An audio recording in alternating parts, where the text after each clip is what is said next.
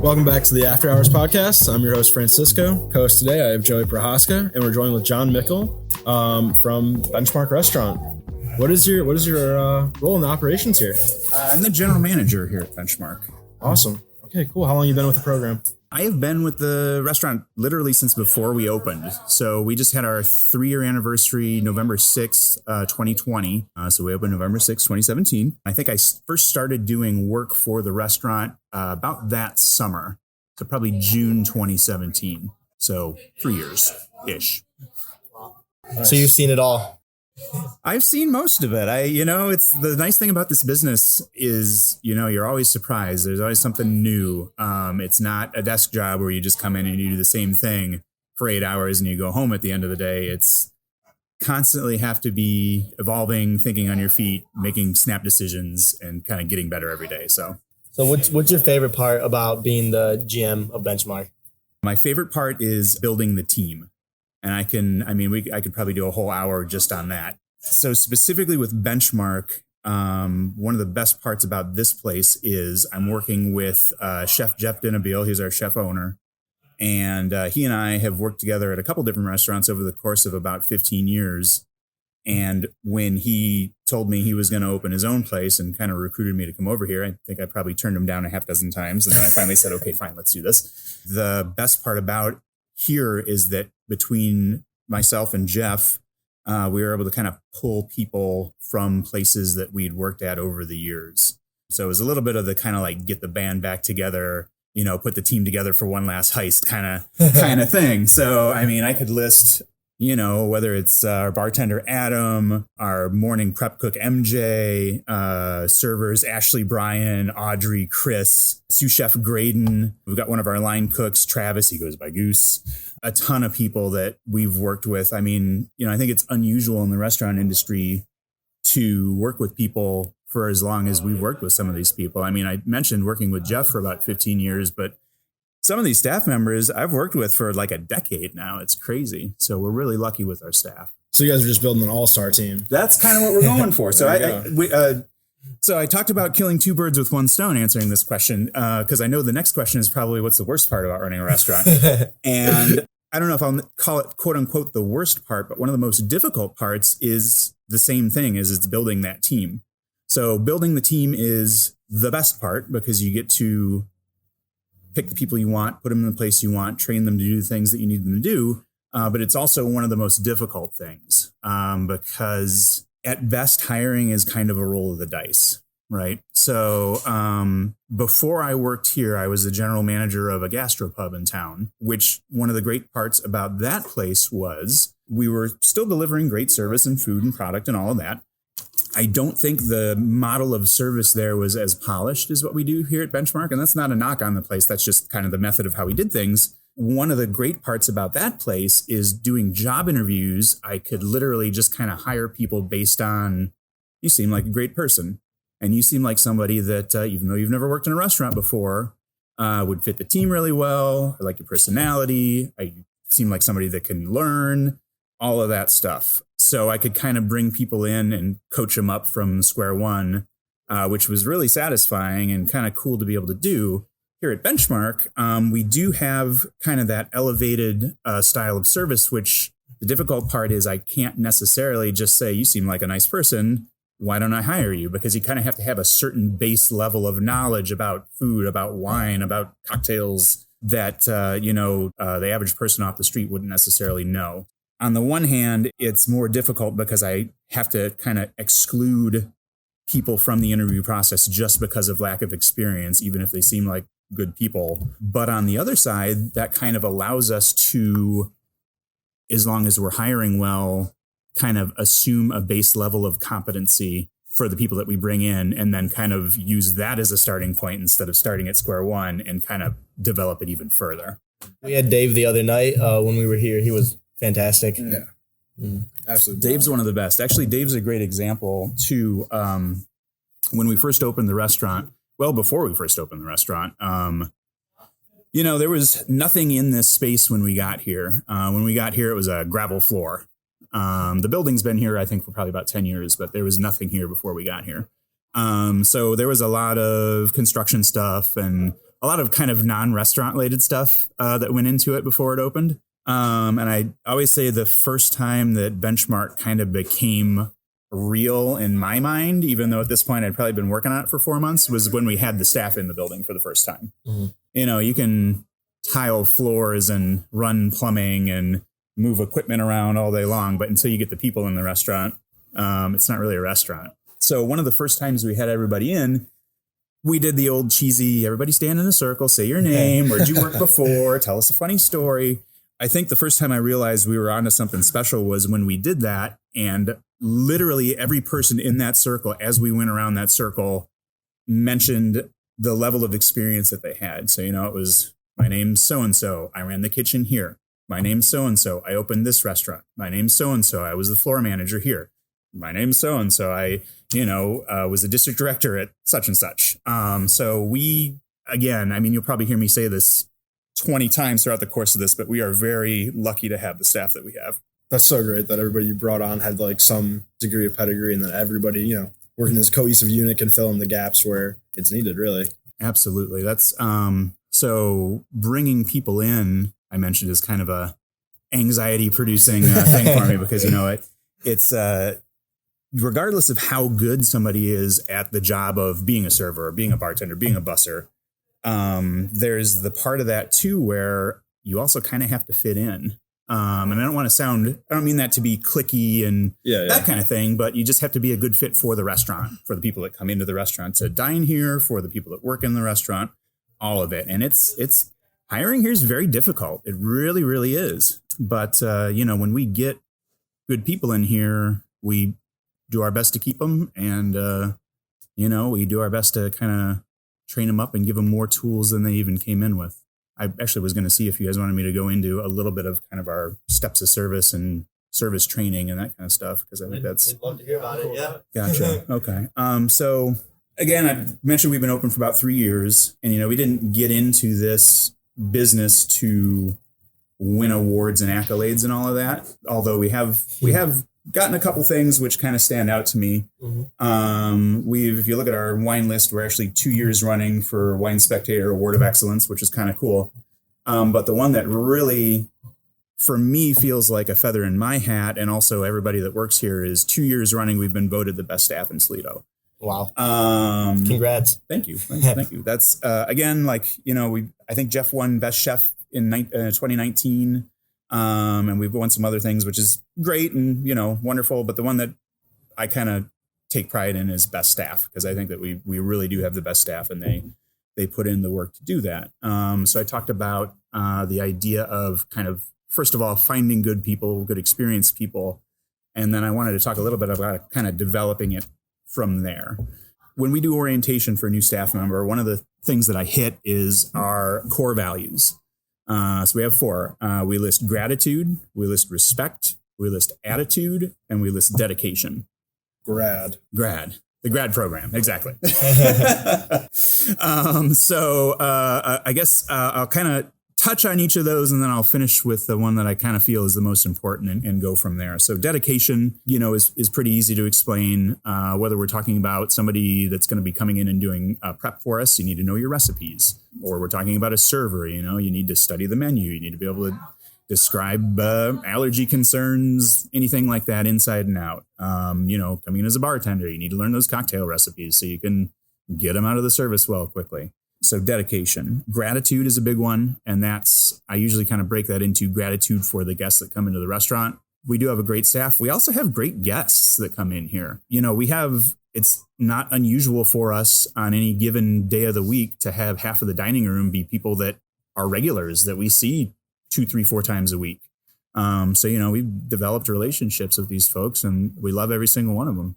And then gratitude for the team as well. So again, you'll hear me say this 20 times. We have a great team here. And I think they all work really well together. And part of that is that they appreciate each other. So then we also have attitude. So this is kind of the cornerstone of building everything here. In orientation, I use the analogy of the ancient Spartans. So the ancient Spartans, the movie 300, or, any history book, renowned as the best warriors in the ancient world. One of the other things that they were known for is during battle, they would crack jokes and quote poetry to one another. So the reason I mention that is from a management perspective, what that indicates to me is a highly functioning team. So you literally have these guys that are in a life and death situation, and they're confident enough in their own abilities and in the abilities of their teammates that they're cracking jokes to one another. So I always say, going into a restaurant, I can't promise that it'll always be smooth sailing. Kind of by its nature, it can get a little hectic. But in that moment when it's starting to go off of the rails and things are starting to go wrong, if we can glance over at each other and make a joke, so much the better. That's how we get through the tough times. So that's attitude. And then the last of the four of the core values is respect. So this is, I think, the most important of the four, whether it's respect for the people that come to the restaurant, respect for one another. It goes really far. I always say the idea here is if we build everything from respect, we can't go wrong. In my role as a restaurant manager, it's not uncommon that I have to have a conversation with a staff member and correct some behavior or kind of steer them in the right direction. Sometimes that's real clear cut, don't break glassware or whatever it is. Sometimes it's less clear cut. And sometimes going into that conversation, I'll have a tough time thinking about how I want to approach whatever it is that I have to talk about. When that comes up, if I remember that one of our core values is respect, and I kind of build my conversation starting from there, I can figure it out. Generally, if we have disagreements among staff members, I can go to both of those people and say, what you were doing correctly or incorrectly was being construed as disrespect from the other person involved. And I'll say 9 times out of 10, that takes care of it right there.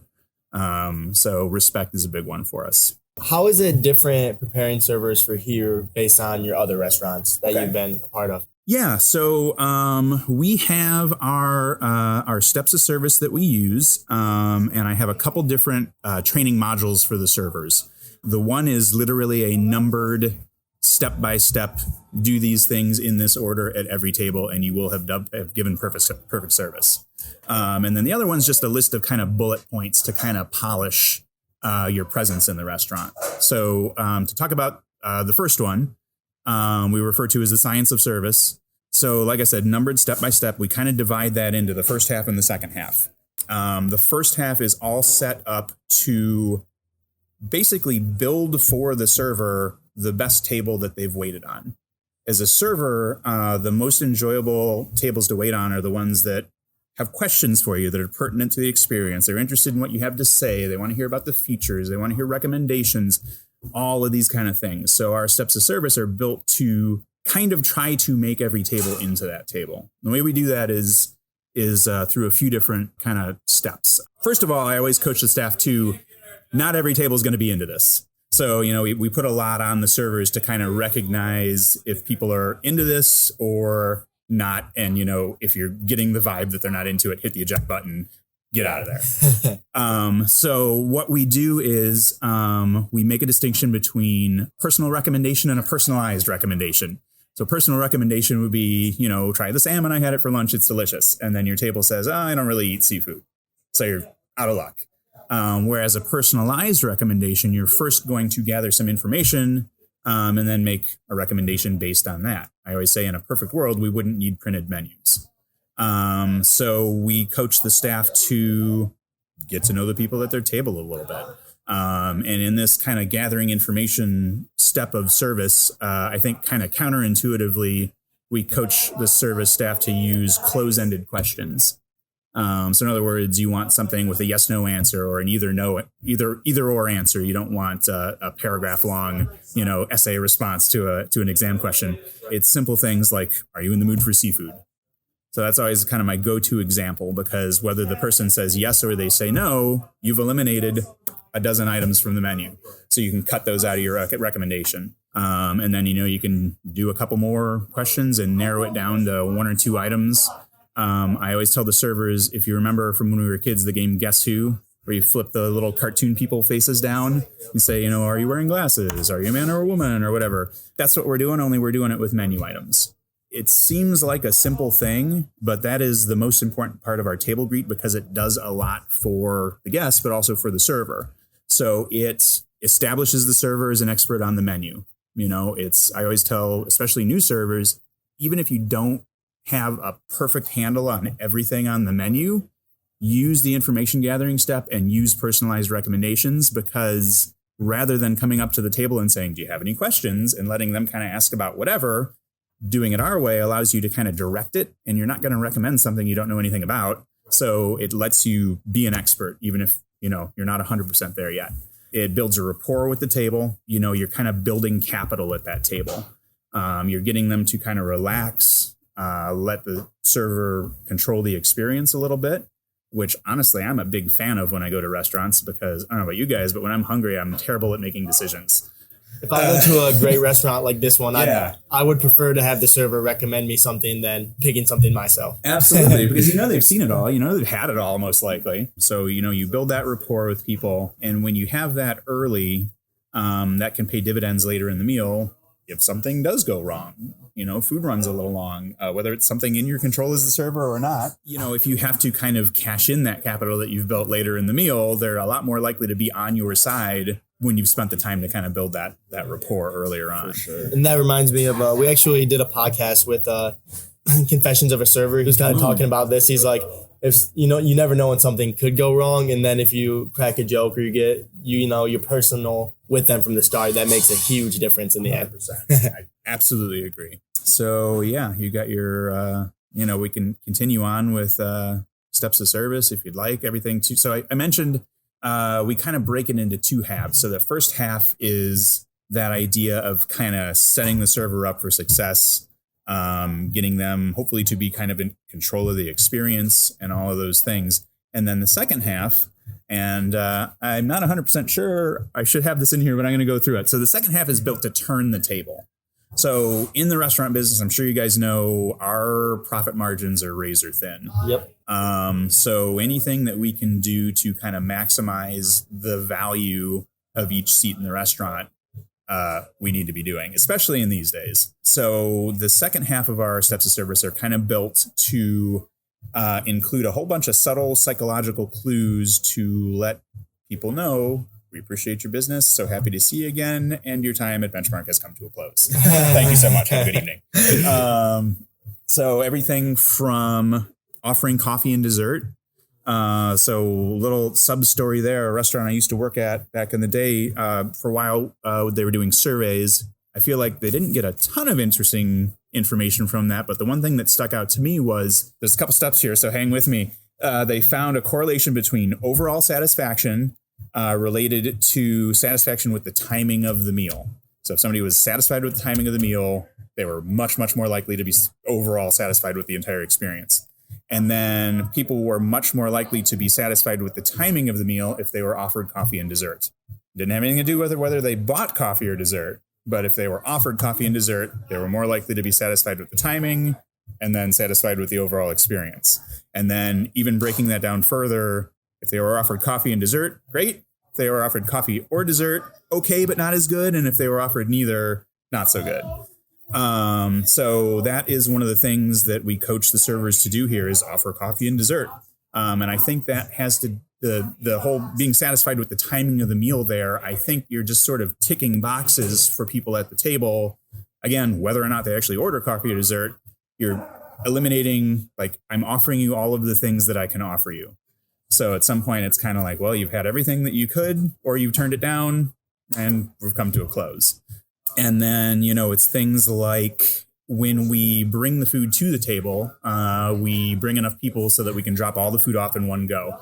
It's the same thing at the end of the meal when we clear plates from the table. We bring enough servers, bussers, managers, hostesses, whatever, so that we can clear all of the food off of the table at one time. Number one, because it's impressive.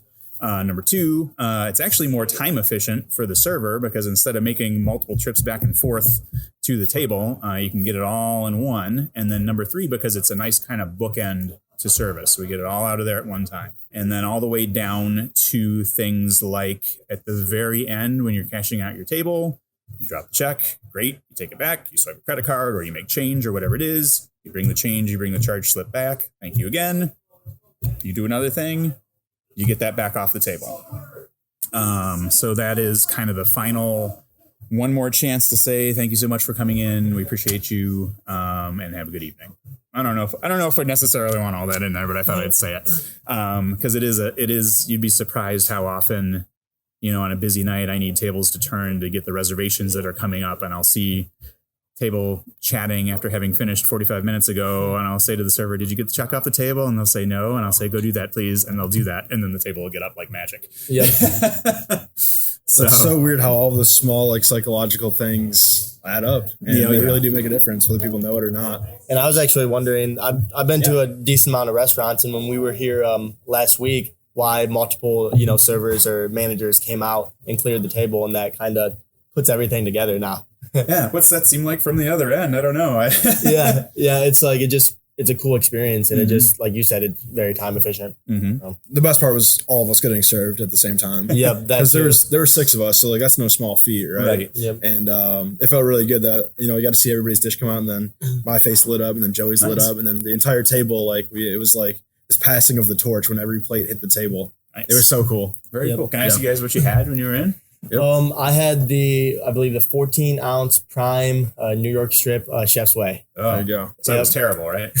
No, it was phenomenal. And we need to get into this Chef's Way. Yes. I've never ever in my whole life gotten anything on my steak from the time I was born till now. Last week was the first time ever. So it was strange to me, but it was definitely worth it in the end. Excellent.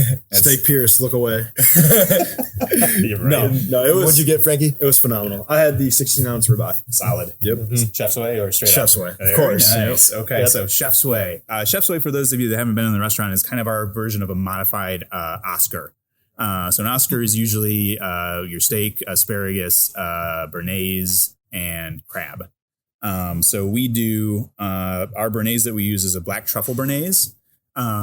So nice, rich, kind of earthy, delicious flavor. And then we do king crab leg meat that we shell in house and plop on top of that steak, and then cover it with our Korean steak butter, which kind of seals the deal. So it's basically a compound butter with a little bit of a spicy, a little bit of a sweet, a little bit of a savory flavor profile, and just is incredible. It's a beautiful dish to look at. It's definitely one that when it hits the table, if there are 4 people at the table and only one of them got the Chef's Way, the other 3 people are like, man, what did I do? Why didn't I get that? So that would, the first time somebody's in here, that's usually my recommendation for them. If they're into seafood and they want to try a steak, it's hard to miss with the Chef's Way. That's came about early on. It wasn't on our first menu. But it came about when Chef Jeff, our chef owner, was actually having that for lunch, and his wife walked by and was like, "You should put that on the menu." Like the whole Chef's Way he was having for lunch? Yeah. Wow. Yeah, that's what it's like to be the chef in a steakhouse, I also remember early on, I think he was eating some magnificent steak or whatever, and he was like, I'm glad we didn't open a place that did pizza or whatever. It's like, that's the way I open a steakhouse. That's what I get to have for lunch. So can't go wrong with a steak. No. So, I'm with you most of the time, if I'm having a steak, salt, pepper, butter. But we That's have all. Yeah, pretty much. We do have a lot of great add-ons though.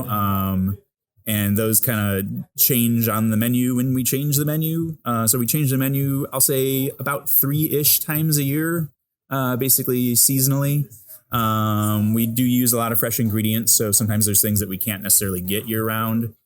So we'll swap them out. But we'll always have our little section to step up your steak and add some extra flavor there. So that was incredible. Yeah. Just think about that. I know. Me too. So good. Yeah, it's there's a lot of things that we do in the restaurant. I think Chef's Way is a great example where you want to make people want to come back to the restaurant. And I think the way that you do that is obviously you have good food, you have good service, but there's things that kind of take dinner and turn it into an event. And I think those are the things that really are memorable and make people want to come back. And that Chef's Way is a great example. So yeah, it's unique, and it's just something that you don't see at a lot of other places. Exactly. And the sides were phenomenal as well. We got to touch on those. Yep. I almost forgot the bacon. So how did that come about? For the people who don't know, this bacon is about probably a half inch to an inch thick. Yep. And it just phenomenal. Gotcha. So where'd you guys get it and everything? Gotcha. So that's our Applewood smoked bacon. We run that as an appetizer, and that's, I think, if it comes out to a table that hasn't seen it before, their first reaction is usually that's bacon. We get it in a whole slab, so it's a whole smoke cured pork belly that we cut in house to, like you said, about an inch or so thick. In prep, kind of render out some of the fat, although, it's bacon. So, and then when the order comes in, we cook it off on our flat top grill to get a nice sear on it, warm it through, and then we serve it with maple syrup and cracked black pepper. It's a good example of Chef Jeff's philosophy of kind of get the best ingredients that you can find and don't get in their way. So, I mean, looking at that dish, it's delicious, but there's really only 3 ingredients, and 2 of those are a garnish. So, and that's been on the menu from day one, and it's always been a favorite. So, and it's definitely something. Our server Dave recommended it. One of the other people we work with, Evan, he recommended it, saying it's phenomenal, and I think it's something unique that you almost have to get the first time you come here. Absolutely. And then another side, the grits. So I've had grits in Florida, New Orleans, bunch of other places, and I've never had as good as the ones here. And what do you guys put in? Like, how do you make those? Gotcha. So cheddar cheese grits, they are delicious. So anytime chef does anything like grits or polenta or like a risotto or anything where it's kind of like a starch with a creamy, rich component to it, sign me up. And you can never go wrong. So the grits we do as a side, cheddar cheese grits, and then we garnish them with smaller pieces of that bacon that we use for the appetizer and maple syrup. So it just ends up being kind of flavor from every angle. You got that underlying richness, creaminess of the grits. You got sweet from the maple syrup. You got salty from the bacon. And it's just like a warm hug from your mother. Yep. They were, like I said, it was actually Frankie's first time ever trying grits. First time I ever had grits. I hope we converted you. Oh, yeah. Well, I told him if you get them here, though, you're going to be in for something else once you go somewhere else. Ruined for grits. Perfect. That's what we're going for. Yeah, that's the first time I ever had them. Nice. It was interesting. I really didn't know how to describe them, but I think you hit on it pretty well. Yep. 100%. Well, and I guess also just kind of generally talking about the sides that we do. We have a lot of sides that people really like, and I think that's another thing that sets our kitchen, Chef Jeff, sous chef Graydon apart, is that a lot of times you'll go to a restaurant and they'll get that big kind of center plate protein, and it'll be great. I've had great steaks all over the place. But then sometimes I feel like the side dishes are almost done as like an afterthought, like amazing ribeye, great, delicious, and then some forgettable steamed carrots or whatever for the side, right? Exactly. And I think that our chef team and our kitchen team here really takes to heart the idea that we don't want anything that's on the menu to be done as an afterthought. So they put as much thought and effort into our Brussels sprouts and our grits or whatever it is as they do the steaks and the seafood. So. Shout out to the cauliflower. Oh, yeah. I really like that. Yes. With like a little leftover Bernays on the plate. Yeah, like a little totally. Cauliflower. Hidden so gem. good. Hashtag secret menu. It really was. So the cauliflower you're talking about is another one of our sides. So it's cauliflower that we toss just in a little bit of a coating before it hits the deep fryer. So it comes out with a little bit of crunch to it, but the part that makes it is the sauce that we use. It's an olive oil base. So in a sense, it's almost a version of a pesto, but we do some capers in there for some saltiness. We do pureed golden raisins for a little sweetness and some lemon zest in there. So you get, again, kind of flavor from every angle, right? Yep. And they're really, really good. We have a lot of cauliflower and Brussels sprout converts wandering around here that say, I don't like that. And we say, well, try ours. We'll take care of it if you don't like it. Just try it. Yep. And that is what Dave actually told us. Exactly right. And kind of going off of that, so a lot of places, you get your steak and then you get your sides on the same plate. Is that one of the reasons that your guys' sides kind of come like separately in like a bowl? So they're like their own thing instead of being like with the steak and then the steak overtakes it. That's actually a great point. I hadn't honestly really thought about that before, but I think that the sides are kind of good enough to stand on their own. So in a sense, it's nice that they kind of get their own little top billing on their own plate or in their own bowl. with the sides, the idea was to kind of size them to share. So, if you and I are both getting a steak and, we get 2 sides, we can each kind of share out of both of those. And that's where we were headed with that. So. No, that's the way to do it, because that's what we did. And then we got 3 sides and we all got to try them. So exactly. It was perfect. A sample of everything, right? That was what we did for sure. So this is kind of taking it back a little bit. Yeah. You mentioned you've been in the food and beverage industry for a while. Mm-hmm. How long have you actually been working in the food and beverage industry? Let's see. So my first restaurant job, I was a server at Chi-Chi's restaurant in Bowling Green, which isn't there anymore.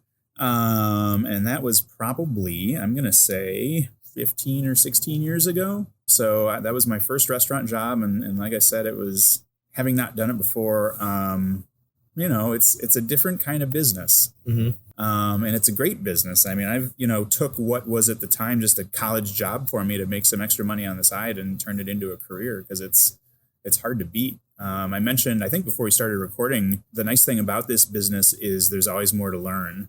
Any given day, I think you had said, Joey, so you've seen it all. And I said, well, I've seen a lot of it, but I don't think I'll ever say that I've seen it all, because there's always something new that comes up and interesting. And, you've got to be good at problem solving and kind of making things up on the fly, which can be nerve wracking, obviously, but can also be really exciting, because when you do come up with that solution and it works, it's great to kind of like stand back and watch the whole thing run. So did you go to Bowling Green University? Yes. I actually went to University of Toledo, transferred to Bowling Green. Oh, no. So they were both good. Okay. They were both good. I'm not going to walk into that minefield. Yeah, we're in between both of them, right Exactly. Right here. So you and Jeff, how long have you guys known each other? Jeff and I met at Biaggi's right down the road here. He was a line cook when the restaurant first opened, and I was a server shortly after the restaurant opened. So that was probably 13 or 14 years ago, something like that. The 2 of us worked there. Jeff's now wife was also a server and bartender there.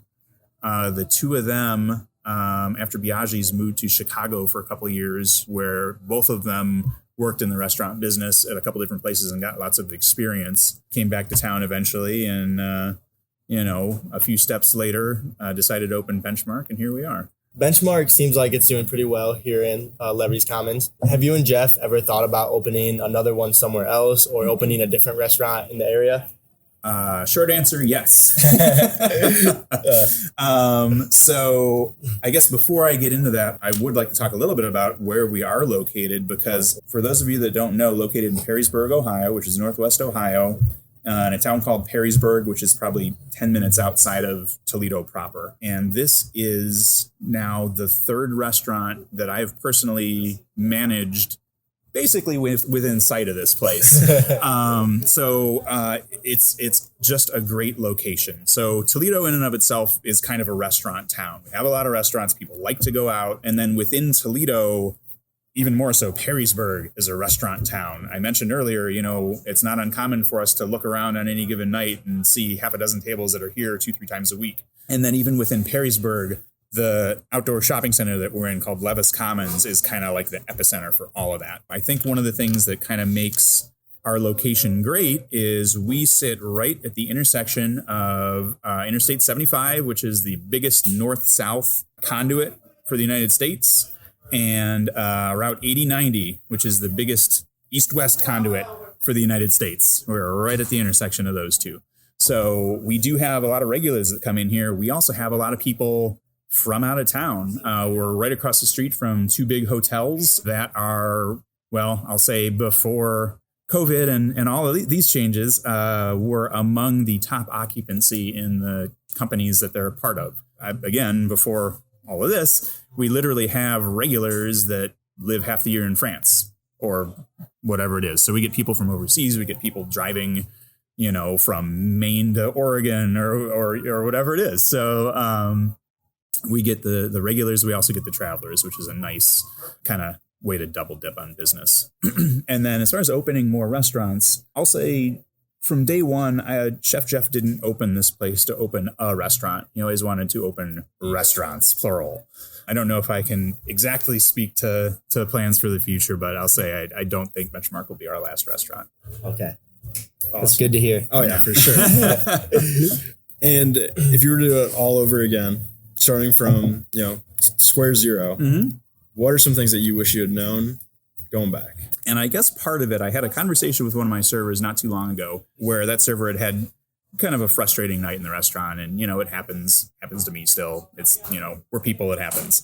But my advice at the time was you need to kind of reach the point almost of Zen being in the restaurant where it's, this is a job we do. We actually enjoy the job that we do quite a bit, but it's also not the end of the world, and it's not the only thing that defines who you are. My job is not me. Like, yes, I manage a restaurant and it's a big chunk of my time is taken doing that, but it's also not who I am. So I think that the idea or the ability to kind of absorb stress, absorb obstacles, and kind of let it roll off your back is a big advantage that you can give yourself if you get to that point. How has your bar program been? It's been great. We have an extensive bar. We have an extensive wine list. I think I mentioned earlier, but we now 2 years running have gotten Wine Spectator's Award of Excellence for the wine list. We, as far as the wine list goes, I'd say our focus is California Cabernet, which probably should surprise nobody being a steakhouse. We're trying currently to kind of expand our offerings for French wine. We just picked up a few Burgundies. I'm always a big fan of Italian wine. That's kind of what you'll find me proselytizing for. When I go to talk to a table about wine. I mentioned that it should surprise nobody that our focus is California Cabernet because I think that's kind of the go-to for if somebody orders a steak in a restaurant, get a Cabernet. So if I go to a table to make a recommendation for wine, I can do that if you really want me to, but I'd rather talk about something else. So my favorite grape and wine is Nebbiolo. So Nebbiolo is an Italian grape variety that features in what's known as the king and queen of Italian wine, Barolo and Barbaresco. Although generally it's going to be kind of lighter in body than Cabernet, it's got that nice kind of strong tannic backbone to cut through that fattiness you'd get from a ribeye or that sort of thing. So I think it's a great pairing for a steak. Somebody once said that Nebbiolo is like Pinot Noir's big brother.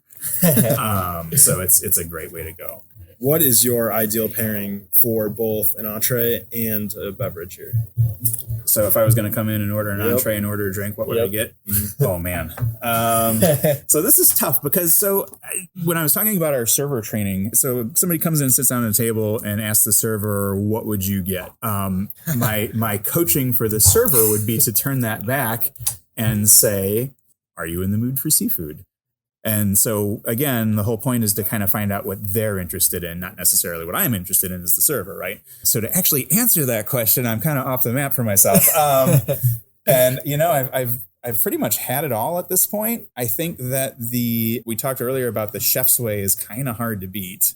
Can't beat it. You can't beat it. But really for me, it would probably be our ribeye and our chimichurri sauce. I was going to say that's my favorite add-on. Chef's way is tough to beat. I'm not going to go on record and say it's my favorite add-on, but it's really good. So the chimichurri is basically an olive oil based sauce with a bunch of chopped herbs in there. So there's garlic, there's a good hunk of parsley in there, there's some oregano. We do some Fresno chilies, so there's a little bit of spice, and it's just outstanding with a ribeye. Oh, and to drink, I guess I should say. I would probably do a bottle of one of our Nebbiolos I mentioned earlier. So it's an Italian red wine, generally fairly tannic, which you want with a rich meal. And I think the best bottle of wine we have on the list, or at least my favorite, is our Gaia Barbaresco. Is outstanding. And then one side. This might be the hardest one. I have to actually have a copy of the menu here, and it's funny because even though I know it all, sometimes it helps to actually just kind of look at it and especially when you guys have a pretty decent sized menu. Right. If I had to pick one side, you're going to hold me down and make me pick one. I think I'm going to say the French fries. Okay. So our French fries are really good. And part of that is the fryer, we actually use lard is what we use in our deep fryer. So we get a lot of flavor just from that. We cut our own fries in house. And then we toss them in again, it's an olive oil based Parmesan salt and pepper mix. And they're super good. We'll have to try those next time we come. Oh, for sure. You've been here from the beginning, so Who was like the interior designer that like put this, put these aesthetics together? That's a great question. It is beautiful. It is awesome. Yeah, exactly. That's actually kind of a tough one because we had a couple different companies that worked on it, and there was a little bit of a so I don't know if I should necessarily talk about that. Yeah, I might. But it was a pretty big feat then, is what it sounds like. Yeah. So I mentioned that when we got here, it was just literally a shell with a gravel floor, and we were able to work with a couple different designers to create what we have here. And I'll say a lot of the ideas for the design came from Chef Jeff and his wife Megan. And I know that you can probably grab Jeff at any point, and he's probably got a thumb drive in his pocket with 1,500 pictures of ideas for restaurants. One of his favorite things to do, I think, just for a little bit of a hobby, is to design restaurants and design menus just kind of in his head. So he's always got ideas kicking around in there of, when we do the next restaurant, what's that going to look like? What's the floor plan going to be? What are the lighting fixtures going to look like? What's the back bar going to look like behind the bar? Yeah, I guess I could mention. So the back bar, we get a lot of comments from people coming in because we've got almost kind of like an apothecary jar look to the display behind the bar. I was about to mention that. Yeah, so that was the original idea.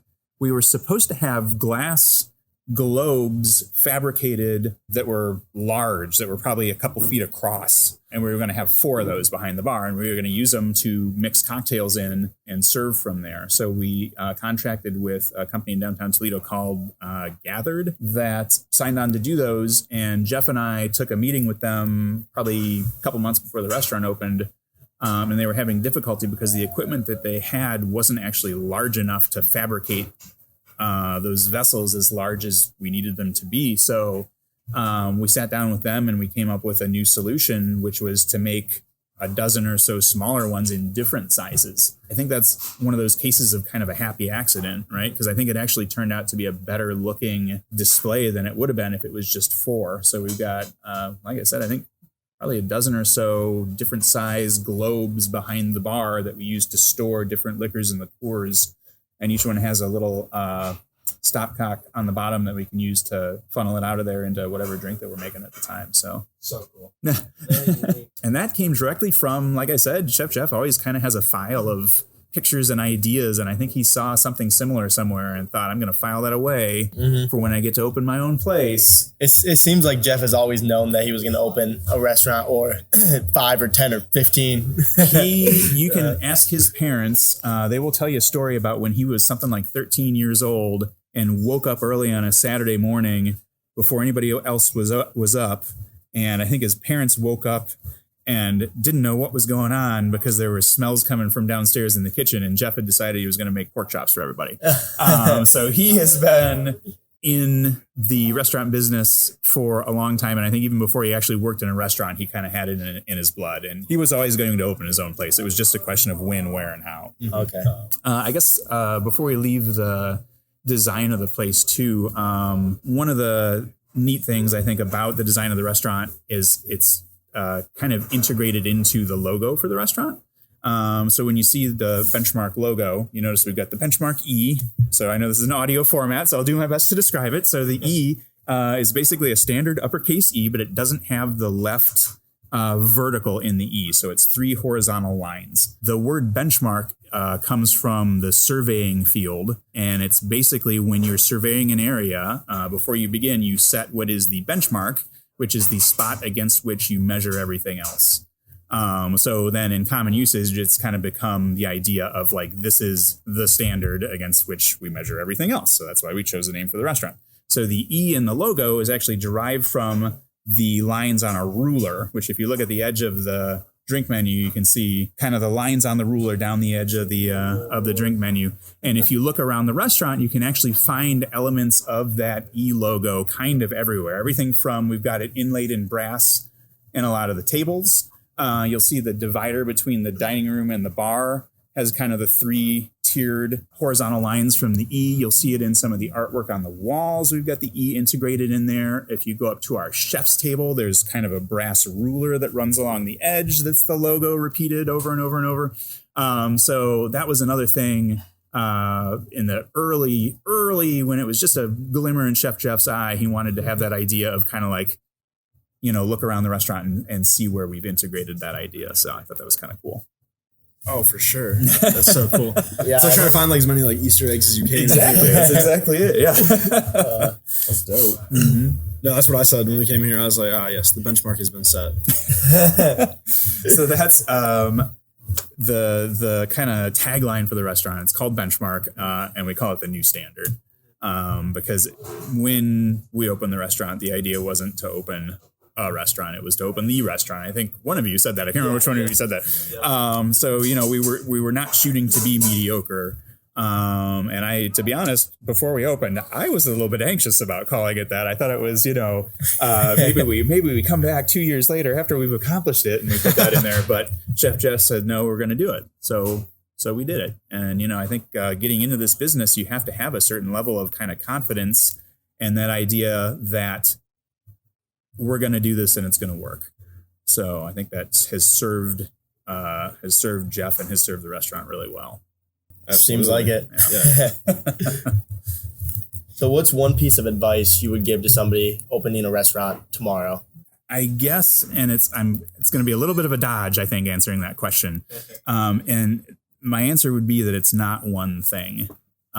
So once upon a time, a few years ago, I was involved in the interview process at a different restaurant. We were interviewing for assistant managers, and I was on part of a 3-person panel, and we were doing interviews for candidates coming in. And so one of the questions that I was asking everybody when they came in is, if you can, sum up for me in one sentence your management philosophy. So we had a candidate come in, and I asked that question, and the answer was something along the lines of, don't sweat the small stuff. And right then I knew, I don't think this is going to work. Because with restaurants, it's all small stuff. There's no one kind of silver bullet that will solve all of your problems. It's more akin to, you got all these different dials that you can adjust one way or the other. And you kind of have to keep fiddling with them because you can't ever just kind of set everything and forget it. You always have to be observing and see like, well, this thing that was working last week, for whatever reason, isn't working this week. So we've got to come up with a new solution there. And it's, it's a lot, but that's the business. So I was just thinking, Jeff, you said Jeff is the head chef, correct? Do you guys have any other, if Jeff is gone, is the restaurant shut down? No. Or is So our management team is Chef Jeff, our chef owner. You got myself, I'm the general manager. So I am basically the head of the dining room staff, and I do a lot of kind of not interesting stuff that I don't know if we necessarily get into as far as like the financials and whatnot. But under Chef Jeff in the kitchen, we have Chef Graydon as our sous chef. And Graydon is another wonderful example of somebody that we've worked with in the past at different restaurants, brought him into this place. And because of his experience that he kind of brought to the table when we started, has just kind of taken this position and run with it. So your question was, does the restaurant shut down when Jeff's not here? And, completely the opposite. I think that, don't tell Jeff I said this, but he could probably go away for 6 months and we'd be fine. Chef Graydon is more than capable of running the kitchen, running a shift, doing everything that needs to be done. And not only that, we have so much experience among our staff that if Jeff, myself, and sous chef Graydon all had to go somewhere for some reason, I think they'd probably be fine. Okay. I think and that has to be good as a manager to think about. It is. It's hard because, I mentioned earlier about you got all those kind of like levers and dials that you can control in the restaurant. So it's a little bit nerve wracking sometimes to give some of that control away. But I think that that's kind of how we grow and develop our staff and our talent pool, as we kind of, train them to take on more of that responsibility. And then, when we do open that next restaurant down the road, we're moving people toward doing the things that we're currently doing in this restaurant. We're getting better. So I think I'm smelling some crab or something getting cooked up right now. It's making me hungry. Yeah, it's called the AfterHours podcast, but we kind of did it before shift today. So you guys are getting those wonderful prep smells that we get here when we're here in the afternoon. It's phenomenal. And kind of going off of that, what is some things that you prep beforehand to start off the day? So in the kitchen, we, for the most part, run a scratch kitchen. So basically meaning we make everything that we serve in-house here. There are a couple exceptions to that. We get our bread for our appetizers from All Crumbs Bakery in downtown Solito, and they do a phenomenal job. We don't make our ice cream in-house, but that's only because our ice cream machine is broken currently. And then pretty much other than that, really, we're prepping everything. It's a couple things. Number one, it's kind of a point of pride to say we make it all here, and it's cool to say that. It also lets us kind of cater to food allergies or substitutions if we need to. But the flip side of that is it takes a lot of time and effort to pull that off. So one of the things that we impress upon our service staff during orientation and training and all of that is the idea of respecting the work that the kitchen does. And I'm coming back again to one of our kind of core values, right? So one of the best ways in the dining room we can kind of respect that work is by not making ring errors when we're ringing stuff in. Seems like a simple thing, but imagine the scenario where a server takes an order, rings in the wrong item, kitchen makes it, sends it out to the table. We set that down in front of the person and they say, this isn't what I ordered. And we say, oh, I'm so sorry. And we take that back. We take it to the kitchen and we scrape it into the garbage while the person that got there at 8 o'clock that morning to prep those sauces sees us doing that. So to me, that's kind of the, not only obviously not cost effective, but it's kind of the height of disrespect. So we work very, very hard to minimize that. And I'm going to knock on wood here, but we're pretty good at that, at not doing that. I guess to answer your question, we prep basically everything. So it's a lot. How early in the day do you guys start with the prep? Generally, MJ, I'll call him our utility infielder. He does it all. He does prep work. He does line cooking sometimes during shifts, but he's usually the first one here. I guess to give you an example, I think our POS system that our staff clocks in on resets itself at, I think, 6:45 in the morning. So if somebody's clocked in at 6:45, it'll automatically clock them out. So usually I have to adjust MJ's punches because he'll clock in before 6:45 and it'll automatically clock him out, and then I'll have to go back and fix it. Wow. So yeah. So does he stay here throughout from 6:30 to 10 pretty much then? No, not necessarily. Okay. I'll say it kind of depends on how business has been, how much prep needs to be done, but he'll usually be out of here before 2 in the afternoon. Okay. I think he might still be back there today. It's probably, what time is this? Is it close to 4? It's 3:15. Yeah, okay, cool. So days like today, we're in December right now, so it's been busy for us. And, it's one of those things where you just kind of stay until the work's done. How do the seasons or the time of year affect a steakhouse? Speaking for the menu, so the steak portion of our menu doesn't really change a whole lot. Occasionally we'll swap one cutout for another or whatever it is. But we do a lot of entrees and appetizers and sides that don't fall under that category. So we try to stay seasonal as best we can with that. So we'll change the menu 2, 3, sometimes 4 times a year. And then, of course, just business-wise, like most restaurants, we're busiest in the fourth quarter going into the holiday season. This year, even though it's been a kind of an odd year with COVID, it's much the same. We've been busy. We've not been quote unquote December busy, but we've been really busy. And I tell my staff every day during our pre-shift meetings, we're really lucky with where we work.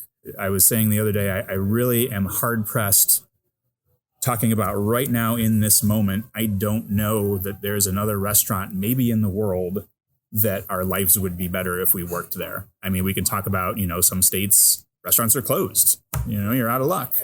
I think that as a staff member here, you can definitely earn enough money to support yourself and do that. So we're lucky to be open. We're lucky that the staff does well enough that they can take care of themselves and their families. So we consider ourselves to be very lucky with where we are in this industry at this current moment. And I was actually going to mention it when we were here. You guys do a great job at social distancing compared to a lot of place in the area I've seen. I mean, we looked at the bar when we walked in. Everybody was like exactly 6 feet apart. It was like maybe 2 or 3 people talking, and then 6 feet, 6 feet. Only like 9 people at the bar total, and then like same with all these partitions between the tables. The tables, and then you can tell all the tables are about 6 feet apart. So you guys do a great job with it, and I'm sure that's one of the reasons you've been able to stay open through this time. Obviously, we didn't. When we designed the restaurant, set it up to be COVID compliant because that wasn't a thing when we started. Right. But looking back on it, one of the ideas with the restaurant is we wanted to give people a lot of room. So when you come in here, you'll notice the tables are big, the chairs are big. There's a lot of space between the tables. Our plates are big. Our food is big, a lot of it. So it all kind of actually worked out really well for social distancing. So I know a lot of places have had to lose a lot of the seating in the restaurant to be able to comply with social distancing requirements. And with the exception of the bar area, we haven't really had to lose that much. So that kind of rolls right into that idea of, I feel we're very lucky with our whole setup here. Just one of those things that ended up working out perfectly. Absolutely. Like I said, we didn't plan for it, but hey, we'll take it. If this can always be a hard one. If you weren't eating at Benchmark, where would be one other restaurant you would recommend for people to visit in either Perrysburg or Toledo? Gotcha. Oh, you're gonna make me pick one again. Oh, that's tough.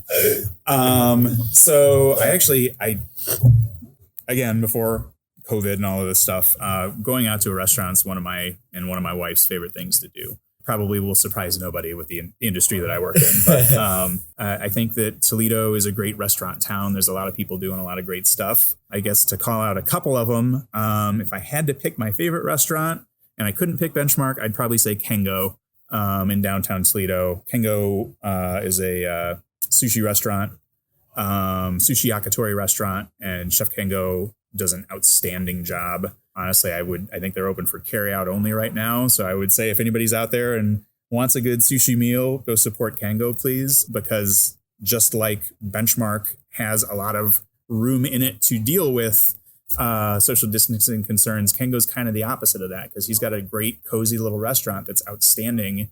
Usually booked a few days in advance too. Exactly. Outstanding in the before times. But now I think they're a little feeling the pinch because of social distancing. So yeah, everybody go get sushi from Kengo.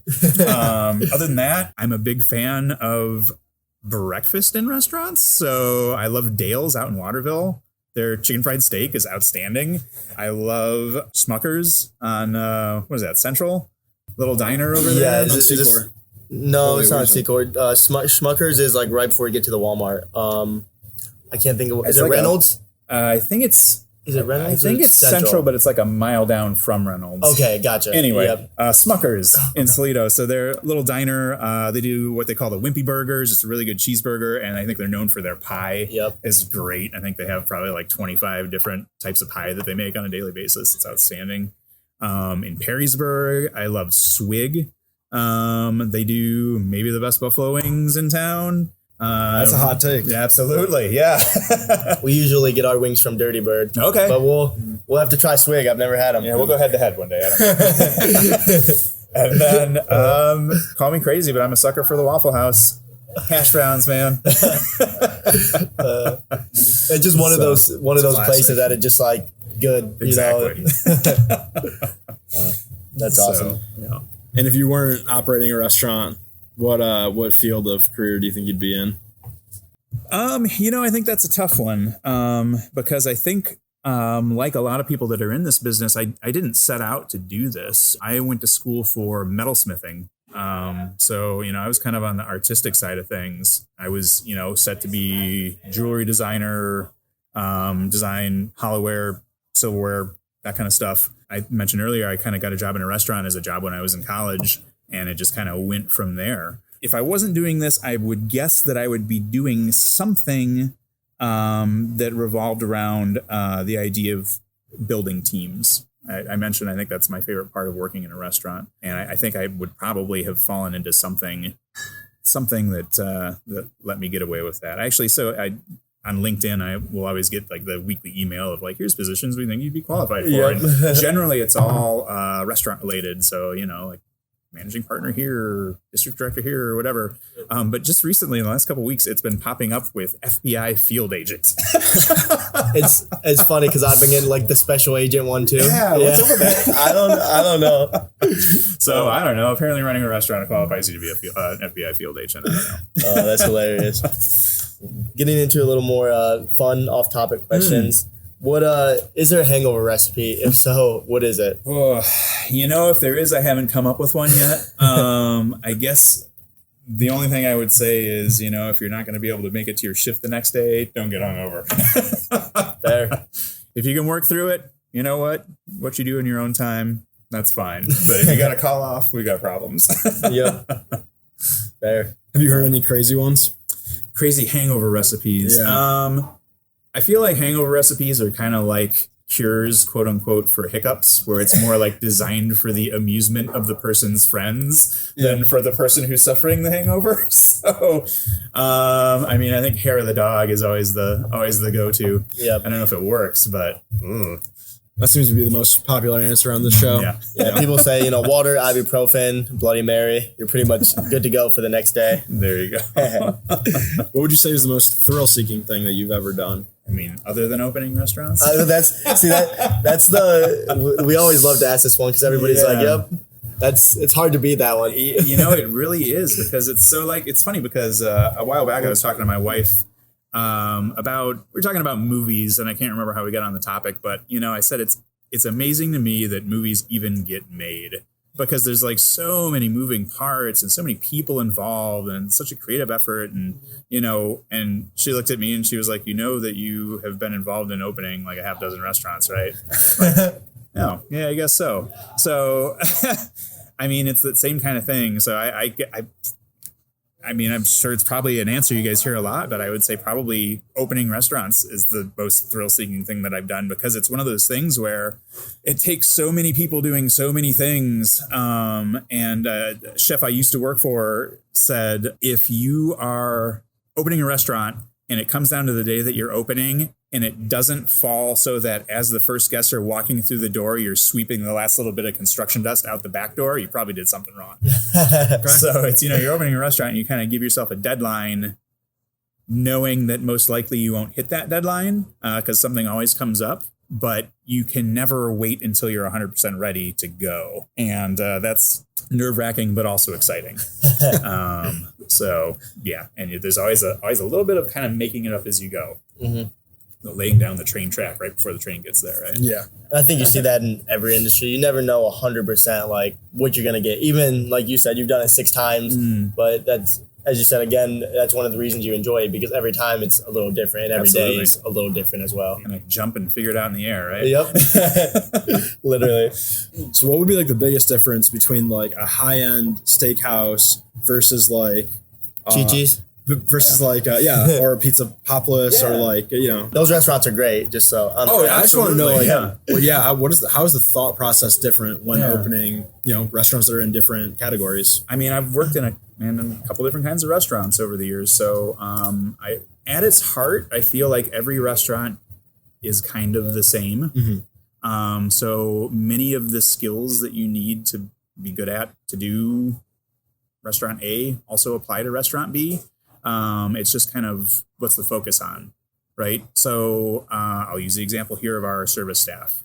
We try to offer really high-end service. We have a lot of steps that we need to hit, which means that our servers, generally they get a section that's 3 tables, which has its own level of difficulty, because with each one of those tables, there's so many things that you have to do that it makes it difficult. As opposed to if you were working in, a gastropub or whatever, where maybe you don't have all of these T's you have to cross and I's you got to dot at each table, but maybe you got a 12 table section. So it's that kind of like quantity thing where instead of kind of going that route here, we're trying to make sure every person that comes in has the best possible experience. We're sort of taking the man hours for the staff that would be involved in churning through quantity maybe at some other place and trying to put that into making the best possible experience for each person that comes in here. So each server only has like 3 tables that they're occupying at one time. That's crazy. That's good. No, that's great to hear. Yeah. I remember early on when we first opened this restaurant, there was a server that I had worked with at another restaurant that we brought over here. And she and I were kind of standing, looking over the dining room. This is probably like 3 days after we opened or something. And we were both kind of like standing with our backs against the wall, like perfectly straight posture, hands behind our back. And I looked over at her and I said, this is the fanciest restaurant I've ever worked in too. And we both kind of laughed and realized, okay, we know how to restaurant. We can do this. I was super nervous about this place when we first opened until, we had a couple shifts under our belt. And I think I, as well as a lot of the staff that I've worked with before, kind of had that moment of like, oh, right, we know how to do this. So when you come to Benchmark, you're getting a high class experience. How does that translate to guests that you've had at previous restaurants that it might not be as prestigious of a restaurant? Like, can you tell a difference in attitude in the clientele that come in? Well, I guess I'll say, first of all, we have some of the best guests that I've ever experienced in a restaurant. Just aside from people coming in multiple times a week or whatever it is to eat here, which is wonderful, I feel like the people that come in here build genuine relationships with the staff here and care about them. So we, struggling through 2020, as a lot of places have done, we were closed for quarantine for, I think it was almost 4 months, 3 months, 4 months. And we were only doing curbside service. So during that period, we had to lay off most of our staff. We kept myself, we kept Chef Jeff, we kept Chef Graydon, and I think we kept 2 line cooks, and everybody else was laid off. So they were able to file for unemployment, which was great. But when we were doing curbside service, we took all of the gratuities that people left and funneled it to different things for the staff. So I think the 1 week we bought gift cards to one of the grocery stores in town and gave them out to all the staff. The 1 week, Chef Jeff found an online service that was like educational toys and activities for kids, because a lot of our staff, they've got kids and families at home. So he sent them a gift card to that. And when people heard that that's what we were doing with those gratuities, we had a lot of guests come specifically to leave us a tip that we could funnel to our staff. And I think that's a perfect encapsulation of kind of the relationships that we've built with people that come in here. And our staff is great. Our guests are great too. That's phenomenal to hear. That is such a cool story. That's awesome. Where's one place that you've been to, in terms of like a travel destination that you would like to go to again, or recommend to somebody else? There's been a few. My wife and I, again, in the before times, one of our things that we like to do is travel.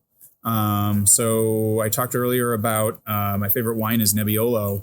My wife and I were able to go to the Piedmont region in kind of northwestern Italy a couple years ago and have Barolos and Barbarescos at the vineyard. That was pretty cool. Napa Valley's always outstanding. I would recommend. Hawaii's pretty hard to beat. Although I think that probably number one for me, my brother-in-law, my wife's brother, lived in Japan for about 7 years. And we were able to visit him a couple times while he was there. And just generally speaking, it was outstanding. I mean, it's, being an American, we look at something that's 100 years old and think, wow, that's really old, until you go to some place like Japan where, this building, this restaurant in it is older than my country by 600 years or whatever it is. And I mean, so my brother-in-law met his now wife there.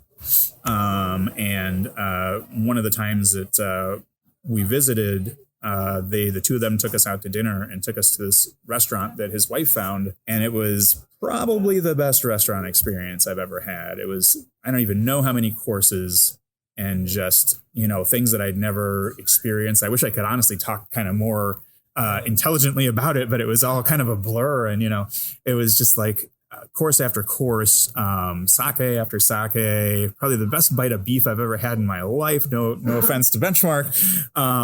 And it's just the whole experience of kind of like, sitting on the floor with the table right at waist level, and the server wearing a kimono, traditional dress. And it was something else. So if you get the chance, Japan, and specifically restaurants in Japan. We went to an izakaya while we were there. So it's kind of I guess that would be like the Japanese equivalent of a gastropub. Like, it's a place you would go after work to have a couple beers with the people that you work with. So it was kind of like Japanese bar food, and it was phenomenal. It was outstanding, but I mean, like nothing I've ever experienced before. So it was really something. So last time we were here, they had Japanese Wagyu. Did you get a chance to try that in Japan? Yes, I'll say the when I said the best bite of beef that I've ever had in my life, it was literally one bite. Okay. But it was Wagyu at that multi-course dinner that we had, and it was, I mean, hard to describe. You know, I always say that the Wagyu that we're able to get here at Benchmark is almost like an entirely different animal, and it was even more so because it almost just like dissolves in your mouth and coats your entire palate, and it's just incredible. So, how do you get your steaks? How do we get our steaks? That too. Oh, how do I order my steaks? How do you order your steaks? It kind of depends on the steak. Okay. So kind of the more fat to the steak, the more done I like it. Okay. So if I'm going to do a fillet, I'm probably going to do medium rare. I won't go rare because I like my steak to be warm all the way through. So mid rare, and then as we get into like a ribeye, probably more medium to kind of render some of that fat out of it. Yeah, when we came here, everyone else looked at me like I was crazy. So I usually get rare or medium rare. Yeah, but I think it's more of like a personal preference. Absolutely. But I don't like going above medium. Sure, it's rare, for sure. Rare, medium rare, and then like you said, some steaks maybe medium, but like that's the ideal zone for me. Medium rare. Medium rare, medium is like where I sit on that. Yeah, but our friend Matt, he did get, what did he get? He got blue when we were here. Actually, he got the top cat blue, and we were like, sure. You do you. I don't know about that, man. I tried a piece. It was still good, but that's a little too cold for me. Yeah, I mean, like you said, it's personal preference. Yeah. For me, I usually, like I said, I'll go medium on a ribeye just because I feel like anything less, and you're kind of playing with not only the temperature but also the texture. Mm-hmm. And I like it to not have necessarily as much chew as it would if you're taking it to a lower temperature. So, well said. Mm-hmm. Well, now I feel better. Same. So I think I heard on one of the episodes that I listened to, one of you has worked in a restaurant, but not the other one. I have worked in restaurants. Yeah. But I've never specifically like held down a job in a restaurant. Okay. It was mostly just helping out, my uncle or my dad or whatever. Cool. I was a dishwasher for about a week. Nice. in one of the pubs in my hometown. Nice. But nothing really like too crazy or too long. I worked on a farm for my first job. Oh, nice. So we delivered to some of the nicer restaurants in the area. Ann Arbor, I don't know if you're familiar with that. Mm-hmm. We delivered to a lot of those. And then my hometown, Tecumseh, we delivered to some restaurants too. Nice. So that was a good experience. I worked there for like 8 years. Nice. There you go. Dishwashing, one of the hardest jobs, one of the most underrated jobs. That was brutal, man. So let me tell you. Yeah, it's hot, it's dirty, it's wet. It's and it has to happen for a restaurant to function. A good dishwasher is worth their weight in gold, honestly, because it can't happen without that person or those people back there doing it. So hats off to all the dishwashers out there. For real. I just remember the first day I went in, it was either Thursday or Friday, but they had like a special going on, maybe Thursday. Mm-hmm. And I was so overwhelmed. I was like the hardest I've ever been worked in like a 5-hour period. Yes. And I was like, dude, like that was crazy. So I did it for a week, and then I was like, I'm sorry, like I can't do this anymore. You'll find, I think, a lot of people that work in restaurants got their start young, and they got their start doing things like washing dishes or bussing tables or whatever it is. Mm-hmm. And it's always fun to see that young person come in, and maybe it's their first job and get a restaurant job, and just kind of watch it dawn on them how hard it is to do this. Mm-hmm. And it's I feel like a lot of people in 1 week can tell if they want to work in a restaurant or if they don't want to work in a restaurant. Sometimes even one shift, I think. So I just feel like I eat so much food without working in a restaurant that if I did work in one, it would just be insane. Detrimental to your health? Yeah. Literally. You work all that off though, you know what I mean? It's calories in, calories out, right? Yep. Yeah, when I was at the farm, I used to, pick strawberries and stuff, but those don't quite add up like a 24-ounce ribeye.